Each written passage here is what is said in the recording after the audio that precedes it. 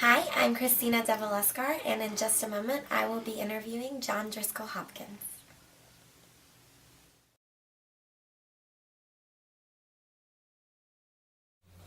And we're back here with John Driskell Hopkins, and now I'm going to ask you a little more intriguing questions that I feel like everyone needs to know about you, just to get to know more of you. Okay. Let's see. What was the first moment in your life where you like, this is me, this is gonna be what I'm gonna do? Music. Done. I made a decision when I was 20 to leave Athens, where I was going to school, and move to Tallahassee to pursue theater. And I've left the business school where I had a lot of comfort and friends, and my family was close. And I wanted to challenge myself, and I left and went to the theater school that I had entertained the idea of going to in the first place. So I spent 2 years looking for some interesting things in the place that I wasn't supposed to be. In Tallahassee, I really played a lot of music. I was in the band called Distant Relatives. And I started my next band called Brighter Shade from Tallahassee, then moved up here in 95, right before the Olympics. And we were really pushing for some more kind of exciting things happening in Atlanta, and that put me back closer to Gainesville, where I'm from. And so I've been here ever since. And it was probably that 20-year-old decision to go pursue the arts in school that made me decide I'm traveling down a road that I'm not going to turn back from. Yeah. Whether it was going to be theater or music, it was going to be something on the stage, something in entertainment, and I was going to be actively pursuing an artistic life. Artistic life, yes.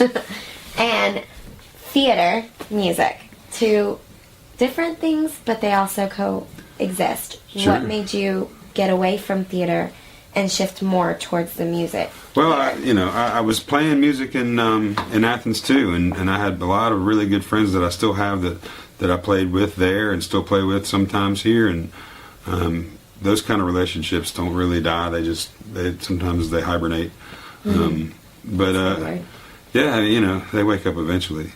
The interesting thing about theater is that the thing that drew me to music over theater is probably that I was writing my own script. And as a songwriter, you're telling your own stories rather than portraying those that someone else has written.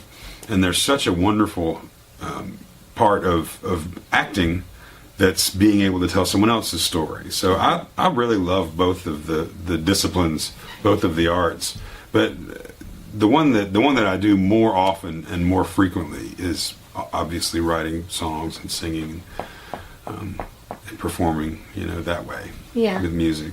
I was in a band immediately when I got to Florida State. I didn't think I was going to be involved in music there. I was going to push the theater thing, but it was 3 days, and I had already met musicians that I wanted to play with, and it just sometimes you're called to that end of things, and you just have to answer. Wow.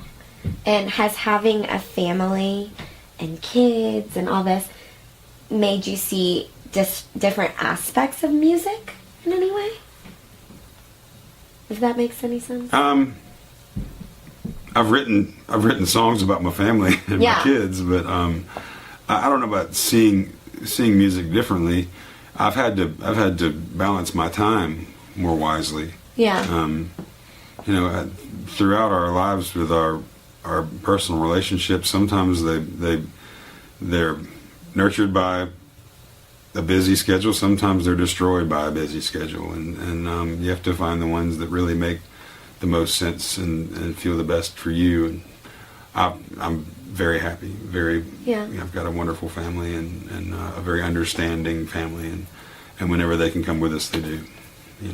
Are there any busy schedules? Speaking of busy schedules, yeah. Are there any situations that you wish you could have done where you couldn't because of too much going on with Zac Brown or too much going solo, or you know what I'm saying? Well, sure, everybody makes sacrifices for their calendars, obviously.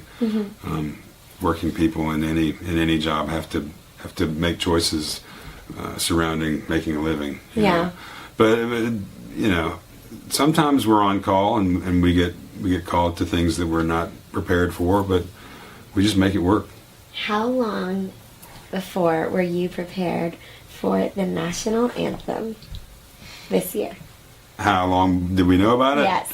Well, we've been doing the anthem for a long time in different capacities. Mm-hmm. It's gotten a little better over the years, I think. I think we're getting more comfortable with it. And we learned about doing the one for the BCS a couple weeks before that.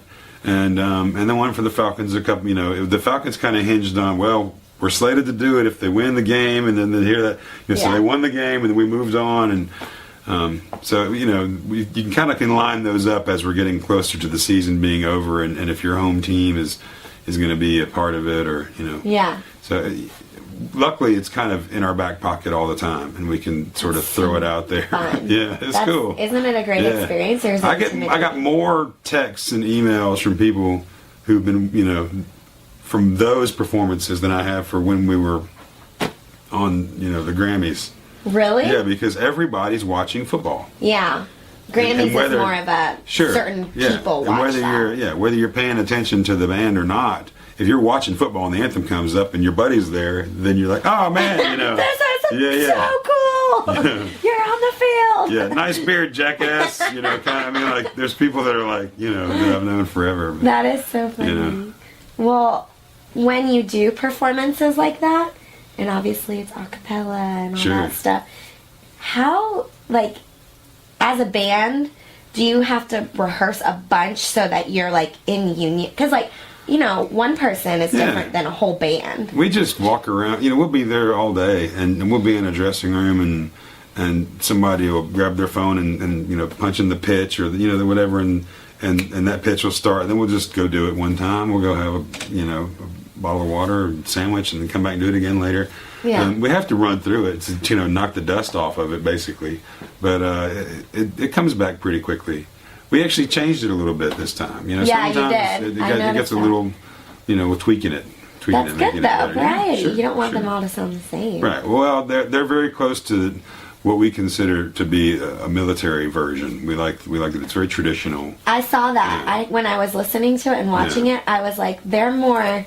I couldn't explain it, but I liked it. I liked that a lot about it. It was very straightforward. We want tight harmonies. Yeah. We want it to be really powerful. We want it to be strongly delivered, and we want it traditional. Well, and you're men. You're not going to be pulling a Beyonce and whipping it out there like that. We don't. So. We like vocal acrobatics sometimes, but not for the anthem for us. It's just not our thing. It's more tradition for you guys. Sure. And that's really, from your band's perspective, that's how you guys are. Very traditional in a way. I'm going to ask you one last question before we wrap it up. Okay. To anyone out there that is young and either in the theater world or any world and wants to do music, what advice would you give them in a short, concise way? There's only it's the same thing I say whenever we're doing something for Music Cares and NARIS or any of the other educational programs, and don't quit is the only thing I can say. Yeah. That's it. That's it. Don't quit. Music is hard enough as it is. Learning to play an instrument and learning to be proficient and learning to sing and write songs is challenging, and you have to get to a certain point to where you're comfortable with doing it all the time, and then you have to make people like it. You have to make people like what you're doing and sell it, and not just for money. You have to sell it personally. You have to bring the listener in, and it's frustrating, and it's not always rewarding, and you can't quit. No. You have to continue through the hard parts and through the lean money days and through the times when people tell you that you're not good enough, and you have to pursue it. If you really love it and you want to do it, then to hell with everybody else, and you just don't quit. That's it. Yeah. That's all I got for that, because everybody knows that you practice. It applies to that. You practice. You don't quit practicing. Mm-hmm. You write. You don't quit writing. You gig. You don't quit gigging. You just don't quit any of it. and then when you're done, you'll know what you've achieved. Yeah. Well, that's very empowering. Good. Thank you, and I'm sure everyone else will thank you also for that. My pleasure.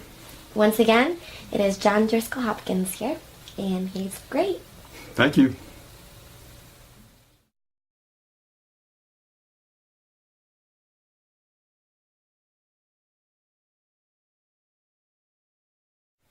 And we're here again with John Driskell Hopkins, and he is going to give us the pleasure of singing one of his new hits, I Will Lay Me Down.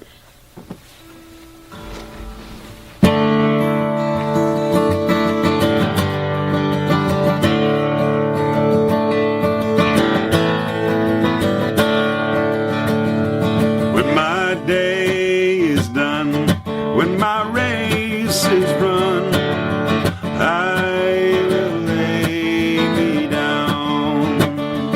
When I've said all I can say, when tomorrow becomes today, I will lay me down. You can hear me singing harmony all day long. I've been sifting through my lyrics, searching for a song, and I got the music in me. Sometimes the melody is wrong. I keep putting the pen to paper until I'm gone.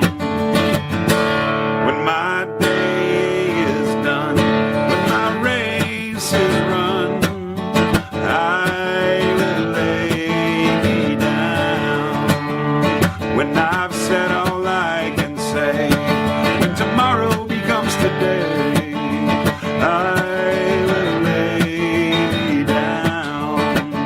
Whenever she's with me, I'm at home. Wherever we are standing, wherever we may roam, and we built a family, we will never be alone. Holding on to love till we pass on. When my day is done, when my race is run, I will lay me down.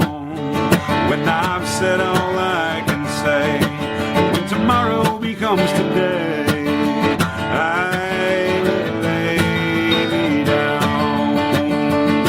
And every day's a brand new page, and I hang on every word.